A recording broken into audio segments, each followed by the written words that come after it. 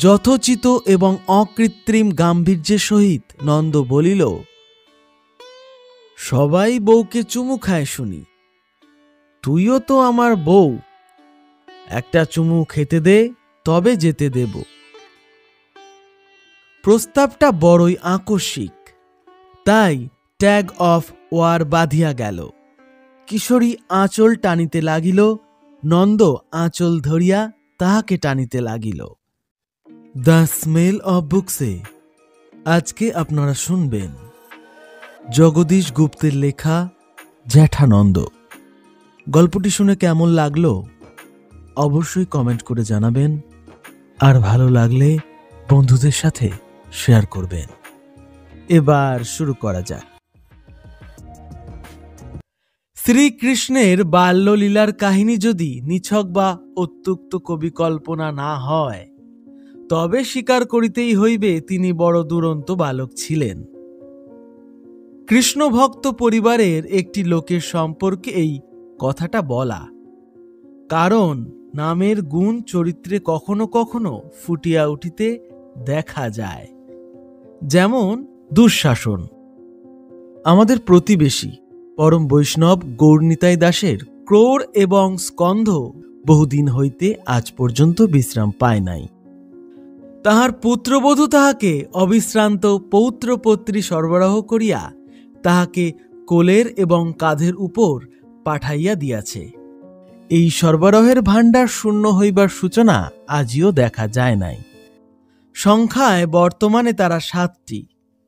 দেখিয়া দেখিয়া আমাদেরও বিরক্ত বোধ হইত, কিন্তু পরম সহিষ্ণু গৌরকে কখনো বিরক্ত হইতে দেখি নাই।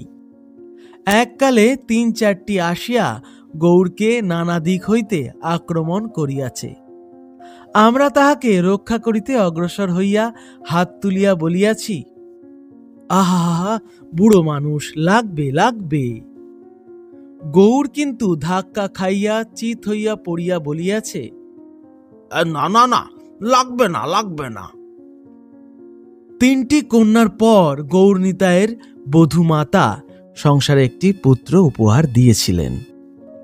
পুত্রটি ভূমিষ্ঠ হইলে গৌর 2 হাত আকাশে তুলিয়া দাঁড়ি উড়াইয়া উঠানময় যে তাণ্ডব নৃত্য জুড়িয়া দিয়াছিল, সকলেরই সে দৃশ্য আজও মনে আছে। গৌর তখনও বৃদ্ধ, এখনো বৃদ্ধ। তাহার হাড় কখানা অত শক্তি সেদিন কোথায় পাইয়াছিল তাহা অনেকেই বুঝিতে পারিবেন না। 3টি নাতনির পর যাহার নাতি জন্মিয়াছে, বুঝিবার সাধ্য যদি কাহারও থাকে তবে একমাত্র সেই তারই। যে বধূটি পরপর 3টি মেয়ে দিয়াছে, তাহার নিকট পুত্র লাভের আশা কতটা তাহা বাড়ির সবাই মনে মনে বুঝিয়াছিল। এমন সময়ে আকাশের চাঁদ এবং সাগরের রত্নের মতো ওই পুত্র আঁতুর ঘরে উদিত হইল, তবে নৃত্য পাইবে না? গৌরনিতাই কৃষ্ণভক্ত। নাতির নাম রাখিল নন্দদুলাল, ঠাকুরমা নাম রাখিল হরিবোলা, একেলে বাপ নাম রাখিল নিরঞ্জন, মা নাম রাখিল, যাক, নামের তালিকা লম্বা করিবার প্রয়োজন নাই, একটি নামেই আমাদের চলিবে। নন্দর শৈশব ইতিহাস অনুমেয়, তবে কথা ফুটিলে কিছুদিন সে গৌরকে বলিয়াছিল বাবা, বাপকে বলিয়াছিল যাদব, মাকে বলিয়াছিল বৌমা ইত্যাদি। ইহা ছাড়া অনন্য অসাধারণ প্রতিভার পরিচয় সে দেয় নাই। কিন্তু আদরে আদরে কোলে কোলে মানুষ হইয়া সে যখন বেশ বড়টি হইয়া উঠিল, তখন সকলে সবিস্ময়ে দেখিল 12 বছরের নন্দ জ্যাঠামিতে অনেক জ্যাঠাকে অতিক্রম করিয়া গেছে।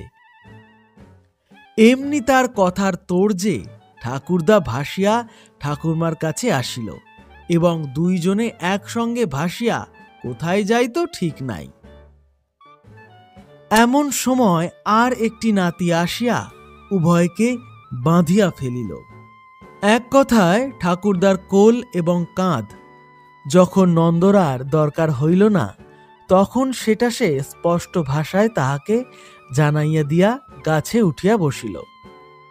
পাড়ার লোক তাহার দুরন্তপনা সহ্য করিতে না পারিয়া তাহার বাপের কাছে নালিশ করিল। বাপ দেখাইয়া দিল তাহার বাপকে। আরও এক ধাপ উঠিবার জো ছিল না। কাজেই আপিল আদালত নন্দর বিবাহ দিয়া আর একটা হাকিম ঘরে আনিয়া চূড়ান্ত নিষ্পত্তি করিয়া দিল। নন্দ পাঠশালা যায়, যাওয়া তার কামাই নাই।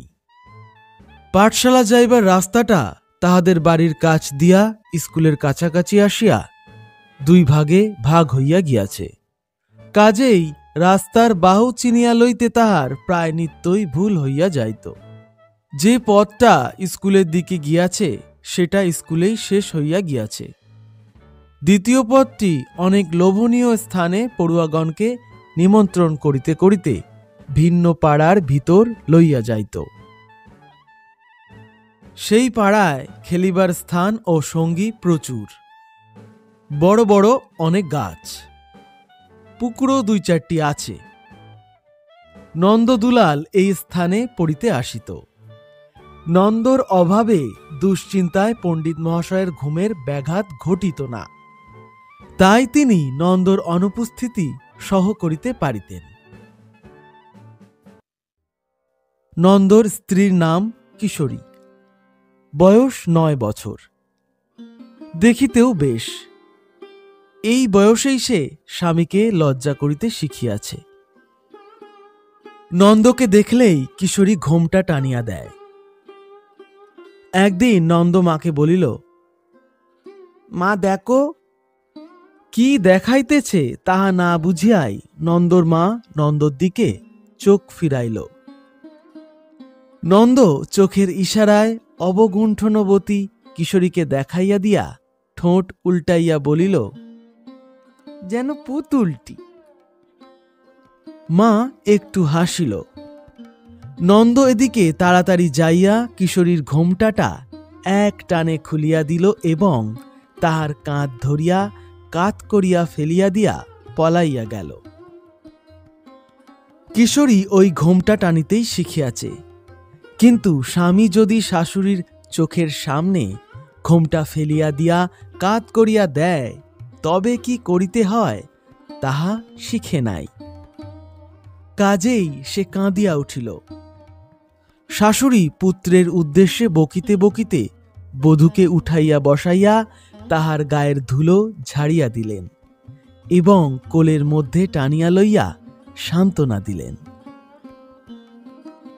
নন্দর দাম্পত্য লীলা শুধু ঘোমটা খুলিয়া দেওয়াতেই আবদ্ধ ছিল না, কত দূর অগ্রসর হইয়াছিল তাহা পরে বলিব। নাতি আর নাতবউকে দুই হাঁটুর উপর বসাইয়া গৌর জিজ্ঞাসা করিত, নন্দ, বউ পছন্দ হয়েছে রে? নন্দ গম্ভীর মুখে বলিত, হ্যাঁ, ঘোমটা টোমটা সবই পছন্দসই। বলিস কি, মুখ দেখিসনি? কই আর দেখলুম। এই তবে দেখ। বলিয়া কিশোরীর ঘোমটা খুলিয়া দিয়া তার কাপড় সমেত ঘাড় চাপিয়া ধরিত, যেন নাতবউ ঘোমটা আবার টানিতে না পারে। কিশোরী চোখ বুজিয়া থাকিত। নন্দ বলিত, এ যে কানা। ঠাকুরদা বলিত, এই চোখ খোল। রাগের ভান করিয়া 2-3 বার বলিতেই ছেলে মানুষ কিশোরী ভয় পাইয়া চোখ খুলিত। ঠাকুরদা তখন নন্দকে বলিত, এইবার দেখ কেমন পছন্দসই। নন্দ ঘাড় নাড়িয়া বলিত, না। আরে তুই শালাই কানা, এমন রাধিকার মতো রূপ। রাধিকার মতো না কুজার মতো? এই পাশে এসে বসতো, দেখি কেমন মানায়। নন্দ তৎক্ষণাৎ হাসিতে হাসিতে উঠিয়া আসিয়া অসংকোচে কিশোরীর গা ঘেঁষিয়া বসিত বৃদ্ধ মুগ্ধ নেত্রে চাহিয়া থাকিত, সুখ প্রাণে ধরিত না। কিশোরী তখন পালাই পালাই করিত। এমনই অভিনয় প্রায়ই হইত। নন্দ একদিন কিশোরীকে নিভৃতে ডাকিয়া বলিল, এই তোর সঙ্গে একটা কথা আছে। এক বাড়ি লোক গিজগিজ করিতেছে, ননদরা চারিদিকে ছিটাইয়া আছে, কেউই বসিয়া নাই। কে কোথা হইতে দেখিয়া ফেলিবে তাহার কিছু ঠিক নাই। এখন আবার কি কথা? কিশোরী কাতর হইয়া বলিল, কি কথা? এবং কথাটা শুনিয়াই যাইবার জন্যে পা বাড়াইল। নন্দ বলিল, কি কথা জিজ্ঞেস করেই চলে যাচ্ছিস যে, শুনবি নে কথাটা? কিশোরী ছটপট করিতে করিতে এদিক ওদিক চাহিয়া বলিল, শুনব, বলো শিগগির। সে সব কথা তাড়াতাড়ি বলা যায় না, অত ছটপট করছিস কেন? কেউ এখানে আসবে না, ঠিক উত্তর দিবি। কিশোরী ঘাড় নাড়িয়া জানাইল সে ঠিক উত্তরই দেবে। নন্দ তখন জিজ্ঞাসা করিল, আমায় ভালোবাসিস? নন্দর কথার ভঙ্গিতে অনুচিত হালকা ভাবের আভাস মাত্র ছিল না। কিন্তু যে উত্তর দিবে প্রশ্ন শুনিয়া সে পলায়নের পথ লইল। নন্দ তাহার আঁচল চাপিয়া ধরিয়া বলিল, না বললে যেতে দেব না। কিশোরী ভয়ে ভয়ে তাড়াতাড়ি বলিল, বাসি। কিশোরী ভাবিয়াছিল বুঝি শেষ হইল, কিন্তু শেষ এখনো হয় নাই। একটি কথার উত্তরে নন্দ সন্তুষ্ট নয়, নন্দ আরো কিছু চায়। যথোচিত এবং অকৃত্রিম গাম্ভীর্যের সহিত নন্দ বলিল, সবাই বউকে চুমু খায় শুনি, তুইও তো আমার বউ, একটা চুমু খেতে দে, তবে যেতে দেব। প্রস্তাবটা বড়ই আকস্মিক, তাই ট্যাগ অফ ওয়ার বাঁধিয়া গেল। কিশোরী আঁচল টানিতে লাগিল, নন্দ আঁচল ধরিয়া তাহাকে টানিতে লাগিল। টানিতে টানিতে নন্দ বলিল, ঠাকুরদাকে বলে দেব তুই আমার কথা শুনিসনি, আর চেঁচিয়ে বামি সুন্দরী সবাইকে এখানে ডাকছি, তারা এসে দেখুক তুই আমার কাছে রয়েছিস। ঠাকুরদার সঙ্গে এসব আলোচনা করা নন্দর পক্ষে অসম্ভব নয়।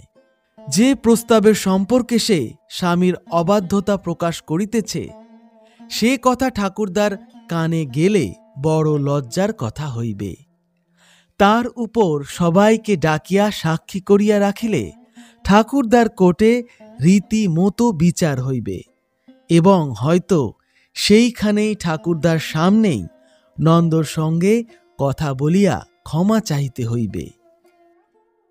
ইতিপূর্বে নালিশের দুই একটা ফল এইরূপ দাঁড়াইয়াছিল, আর সেই বামী সুন্দরী সবাই প্রকাশ্য বিচারালয়ে মোকদ্দমার শুনানি হইয়া লোক জানাজানি না হইলেও উহাদের একজন যদি ঘুণাক্ষরেও এই ব্যাপারটা টের পায়, তবে সেই বাঘিনীরা বাড়ি মাথায় করিয়া নাচিতে থাকিবে।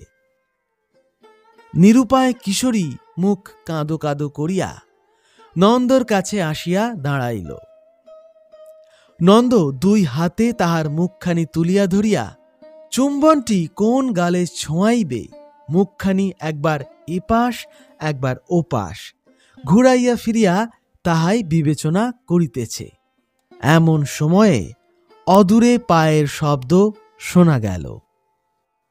কিশোরী ক্রন্দনের সীমায় আসিয়া ঝুলিতেছিল, এইবার স্পষ্টই কাঁদিয়া ফেলিল, এবং সে গড়াইয়া মাটিতে পড়িবার উপক্রম করিতেই নন্দ তাহাকে একটা ধাক্কা দিয়া বলিল, তবে যা আজকের মতো, আর একদিন কাঁদলেও ছাড়ব না। নন্দ একদিন লাফাইতে লাফাইতে আসিয়া বাড়িতে উঠিল। গৌর জপের থলিটি হাতে লইয়া বসিতে যাইতেছিল। নন্দ দুই হাতে তাহার কোমর জড়াইয়া ধরিয়া বলিল, ঠাকুরদা, বড় খারাপ খবর। গৌর চমকিয়া উঠিয়া বলিল, এই কার, কিসের, কি হয়েছে তোর? কিছুই হয়নি, তবে হবে। কি হবে? ও পাড়ার ঠাকুর বাড়িতে এক গণৎকার এসেছে, শুনেছ তো? হ্যাঁ, শুনেছি। ভারী গণৎকার, ঠিক ঠিক বলছে। সবাই তাকে হাত দেখাচ্ছে, আমিও দেখি এলুম। কি কি বললেন তিনি? ওই তো বললুম, বড় খারাপ খবর। গৌর নন্দর বাহু বেষ্টন ছাড়াইয়া জপের থলিটি নামাইয়া রাখিয়া বলিল, এই বস। নন্দ বসিল। গৌর তাহার মুখের দিকে এক দৃষ্টে চাহিয়া বলিল, কি কি বললেন তিনি? নন্দ বলিল, শুনবে তবে? আমি নাকি আর বেশি দিন বাঁচব না। শুনিবা মাত্র বৃদ্ধের মুখ সাদা হইয়া গেল এবং ডান হাতের শীর্ণ মুষ্টিটা থরথর করিয়া কাঁপিতে লাগিল। কম্পিত হস্তে জপের থলিটা অন্যমনস্কের মতো তুলিয়া লইয়া গৌর বলিল, মিথ্যে বলিস নে নন্দ, সত্যি করে বল, আমার গা ছুঁয়ে তিনি ওই কথা বলেছেন?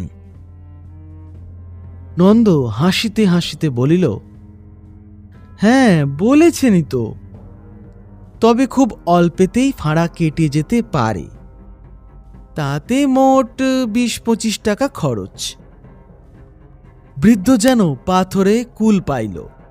তাহার হাতের কাঁপুনিটি থামিয়া গেল এবং মুখে রক্ত ফিরিয়া আসিল। বলিল, কি করলে? আচ্ছা শোনো তবে। ঠাকুর আমার হাতের পানে চেয়েই আমার বাঁ হাতটা উল্টে নিয়ে কবজিটা দেখলে। তারপর আমার মুখের পানে চেয়ে বললে, তোর পরমায়ু বড় কম, তবে ফাঁড়া কেটে যেতে পারে যদি। নন্দ থামিল। গৌর তাহাকে ধমক দিয়া বলিল, এই বল, তারপরে কি বললেন? বলছি। বলল, ফাঁড়া কেটে যেতে পারে, তাতে 20-25 টাকা খরচ। পারবি খরচ করতে? আমি বললুম, পারবো। আরো অনেক অনেক লোক সেখানে ছিল। তারা সবাই বললে যে আদরের নাতিও, 20-25 টাকা খরচ তো অতি সামান্য কথা। এই নাতিটির প্রাণ বাঁচাতে বুড়ো সর্বস্ব বেচে বনে যেতে পারে। তারপর? খরচ করবে তো ঠাকুরদা 20-25 টাকা। ওই 20-25-এর উপর বারবার অত্যন্ত ঝোঁক দেওয়ায় ঠাকুরদার মনে কেমন একটা আবছায়া সন্দেহ জন্মিতেছিল। অথচ শেষ পর্যন্ত না শুনিলেও মন সুস্থির হয় না। ঠাকুরদা বলিল, আচ্ছা, করব। নন্দ তাহার আর একটু কাছে ঘেঁষিয়া বলিল, কথা দিলে?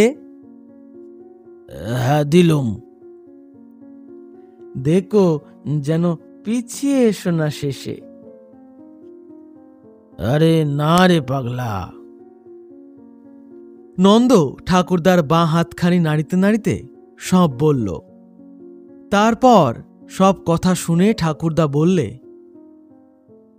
বেশ কথা। নন্দ ঠাকুরদার বাঁ হাতখানি নাড়িতে নাড়িতে বলিল, তারপর আমার হাতে ঠিক এইখানটায় কবজির ওপর টোকা মেরে বললে, এখানে হাত ঘড়ি পড়িস, ফাঁড়া কেটে যাবে। 20-25-এর বেশি খরচ তাতে হবে না। ব্যাপার বুঝিতে গৌরের 3-4 মুহূর্ত সময় লাগিল। তারপরেই নন্দকে জড়াইয়া ধরিয়া সে এমন হাসি জুড়িয়া দিল যে মানুষের নিত্য নৈমিত্তিক হাসি তেমন হয় না। হাসি থামিলে গৌর বলিল, খুব চালাকি শিখেছিস রে শালা, খুব চালাক হয়েছিস। নন্দ বলিল, কথা দিয়েছ ঠাকুরদা, মনে থাকে যেন। বাবা মা দিতে চাইবে না, কিন্তু তুমি কথা দিয়েছ, দেওয়াতেই হবে, নইলে তোমার বড় অধর্ম হবে। ধর্ম রক্ষা করে এসে তবে মালা জপব। চল আমার সঙ্গে, বৌমাকে রাজি করিয়ে আসি। উভয়ে অন্দরে আসিল। তখনও গৌর থাকিয়া থাকিয়া হাসির বেগ চাপিতেছে। বাবা, ছেলের কি বুদ্ধি। নন্দর মাকে ডাকিয়া গৌর বলিল, বৌমা, তোমার ছেলের কীর্তি শুনেছ? এই বলিয়া সে পূর্বোক্ত ঘটনাটা প্রচুর হাসির দ্বারা বিবৃত করিল। শুনিয়া নন্দর মাও হাসিতে লাগিল। গৌর বলিল, একটা ওই ঘড়ি ওকে দিতেই হবে বৌমা, আমি কথা দিয়েছি। বৌমা স্বীকৃত হইল, বলিল, আচ্ছা। নন্দ লাফাইয়া উঠিয়া বলিল, আমি আজই চাই। গৌর বলিল, আজ কোথায় পাবো? কলকাতায় চিঠি লিখতে হবে, তবে ডাকে আসবে। এখানে তো ঘড়ির দোকান নেই। তবে আজই চিঠি লেখা হোক। হবে রে, হবে। আজ তো চিঠি লেখার সময় নেই। বৌমা বলছেন চিঠি লিখে দেবেন। বলিতে বলিতে ঠাকুরদার জপের থলির কথাটা মনে পড়িয়া গেল। পরদিন নন্দমাকে জিজ্ঞাসা করিল, কলকাতায় চিঠি লেখা হয়েছে মা? হ্যাঁ, হয়েছে। তা কার কাছে লিখলে? অত শত আমি জানি নে বাপু, জিজ্ঞেস করগে ওদের কাছে। নন্দ বললে, সত্যি লেখা হয়েছে না অমনি বলছো? ফাঁকি দিলে কিন্তু চলবে না মা। নন্দর মা বলিল, চলবে না তা জানি। এই বলিয়া নন্দর মা কাজে লেগে গেল। নন্দ রোজই দিন গোনে আর ডাকঘরে যায়। সপ্তম দিনেও ঘড়ির পার্সেল আসিল না। অষ্টম দিনে কবজিটা সাবান দিয়া ধুইয়া নন্দ ডাকঘরে গেল, ঘড়ির গায়ে ময়লা যাতে না লাগে। কিন্তু পার্সেল আসিল না। নন্দ ডাকঘর হইতে আসিয়া ঠাকুরদার ঘরে গেল। গৌর তাহার মুখ চোখের চেহারা দেখিয়া শঙ্কিত হইয়া তোষামদের সুরে বলিল, কি দাদা, কি খবর? নন্দ মাথা দুলাইয়া বলিল, আমি সব বুঝি ঠাকুরদা। গৌর ব্যস্ত হইয়া উঠিল। নন্দ বলিতে লাগিল, সেই ঘড়ির কথা বলছি। ঘড়ি পাঠাতে কলকাতায় কি কোন চুলোয় চিঠি লেখা তো হয়নি। লেখা হয়নি? কি করে জানলি? কলকাতা তো 7 সমুদ্র 13 নদীর ওপারে নয় যে ঘড়ি আসতে 9 মাস 6 মাস লেগে যাবে। চিঠি লেখা হলে ঘড়ি অবশ্যই আসত। বৃদ্ধ একটু অসন্তুষ্ট হইল, বলিল, আয় আমার সঙ্গে, শুনি গে। নন্দ বলিল, তোমার দোষ নেই ঠাকুরদা, তুমি থাকো, আমিই ব্যবস্থা করছি। বলিয়া বৃদ্ধকে বসাইয়া দিয়া নন্দ অন্দরে আসিল। কি হচ্ছে সব? নন্দর এক দিদি বলিল, কাজকর্ম হচ্ছে আর মাঝে মাঝে ঘড়ি দেখা হচ্ছে। এই বলিয়াই মুখ টিপিয়া হাসিল। নন্দ বলল, আমিও ঘড়ি দেখাতেই এসেছি। নন্দর মা বিস্মিত হইয়া তার মুখের দিকে চাহিল। নন্দ মায়ের বিস্ময়টুকু লক্ষ্য করিল, বলিল, মা ভাবছে ঘড়ি পেলে কোথায়? তুমি ভেবেছ মা তুমি একাই চালাক, নন্দ বড় বোকা। তোমরা চিঠি লিখবে না তা আমি জানতুম। পোস্টমাস্টারকে দিয়ে আমি চিঠি লিখিয়েছিলাম, এই দেখো। বলিয়া নন্দ কিছুই দেখাইল না। কিন্তু নন্দর মা ফাঁদে পা দিল। হাসিয়া বলিল, কি বদমাইশ ছেলে, মা গো! ওনাকে বললুম চিঠি লিখে দিতে, উনি বললেন হাতে টাকা নেই, দেব একটা ঘড়ি কিছুদিন পরে, বাবা কথা দিয়েছেন। শেষ না হইতেই নন্দ চিৎকার করিয়া বলিল, শোনো তোমরা সবাই, মা নিজে মুখে স্বীকার করেছে কলকাতায় চিঠি লেখেননি। আমি এই চললুম ডুবে মরতে, ফাঁড়া ফলে যাক, পোস্টমাস্টারকে দিয়ে চিঠি লেখাবার কথাটাও মিথ্যে। এই বলিয়া নন্দ পুকুরের দিকে চলিয়া গেল। যে যেমন অবস্থায় ছিল সে সেইভাবেই বসিয়া রহিল। নন্দর ডুবিয়া মরিবার ভয়ে কেহ চাঞ্চল্য প্রকাশ করিল না। অল্পক্ষণ পরেই জলে মানুষ পড়িবার শব্দ হইল। আর উদাসীন থাকা চলিল না। নন্দর মা প্রভৃতি পুকুরের ধারে ছুটিয়া আসিয়া দেখিল পুকুরের জলে ঢেউ খেলিতেছে, নন্দ কোথাও নাই। পরেক্ষণেই পুকুরের চারিধার নারী কণ্ঠের চিৎকারে পূর্ণ হইয়া গেল। নন্দর মা কাঁদিয়া হাত চাপড়াইতে লাগিল। তাহা দেখিয়া বালক বালিকারা আরো জোরে আর্তনাদ করিতে লাগিল। বৃদ্ধ গৌর সংবাদ পাইয়া আলুথালু হইয়া ছুটিয়া আসিয়া ঝাঁপাইয়া জলে পড়িতে উদ্যত হইল। প্রতিবেশীরা তাহাকে ধরিয়া ফেলিল এবং সন্তরণপটু দুই ব্যক্তি জলে পড়িয়া ডুবিয়া ডুবিয়া নন্দকে খুঁজিয়া বৃথায় হয়রান হইতে লাগিল। ঠাকুরদা রক্তবর্ণ শুষ্ক চোখে পুকুরের জলের পানে চাহিয়া বসিয়া রহিল। অনেকক্ষণ ডুবাডুবি করিয়া লোক দুইটি উঠিয়া আসিল। নন্দকে পাওয়া গেল না।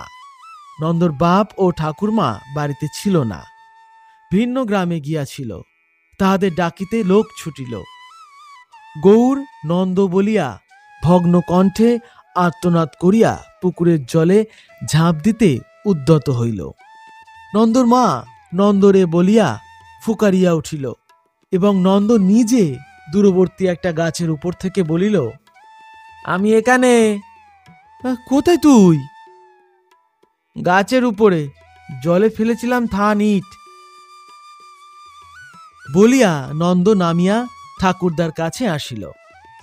শালা বলিয়া গৌর অসহ আহ্লাদে নন্দকে মারিতে উঠিয়াই তাহাকে জড়াইয়া ধরিল।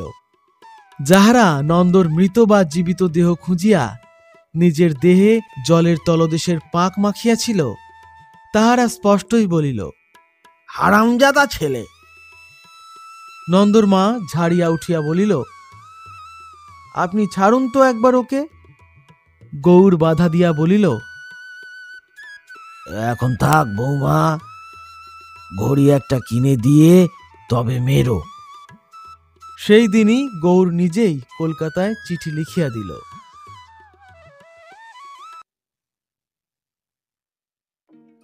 দ্য স্মেল অব বুকসে আজকে আপনারা শুনছিলেন জগদীশ গুপ্তের লেখা জ্যাঠানন্দ। গল্পটি শুনে কেমন লাগলো অবশ্যই কমেন্ট করে জানাবেন, আর ভালো লাগলে বন্ধুদের সাথে শেয়ার করবেন। ধন্যবাদ। ভালো থাকবেন, সুস্থ থাকবেন।